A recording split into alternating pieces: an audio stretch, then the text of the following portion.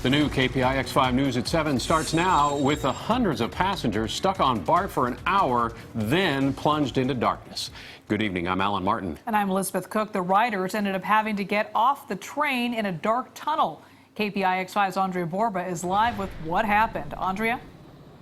Well, Elizabeth, Allen, this was the commute that no one expected on their way into Oakland today, but it's the one they got.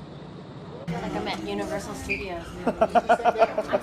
More like the bowels of BART. 421 passengers got an unexpected walking tour of BART Underground after one of the Fleet of the Future trains came to an unexpected stop on the Richmond-Fremont line beneath Oakland.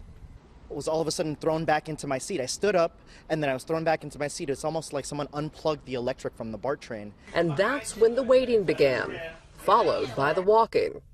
There's going to be people that's going to be directing you to the next station. For about a block. Just gotta walk straight. To 12th Street Station in the dark.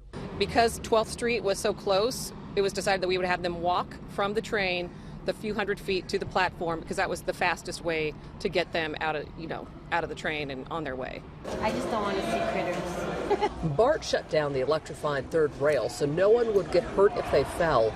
Jeff was about 2.5 hours late to work. His commute started with excitement about getting on one of the much ballyhooed new Fleet of the Future trains. Oh, I was stoked. I mean, whenever you get those new trains, they just smell more fresh.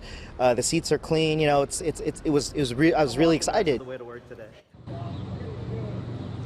Now back out here live, you might be wondering what is happening with that BART train right now. It is what's called a pocket track. It will stay there through the evening commute tonight. After the evening commute, BART is going to move that train up to the maintenance yard to figure out what happened with it and make sure it never happens again. Live at Lake Merritt BART, Andria Borba, KPIX 5.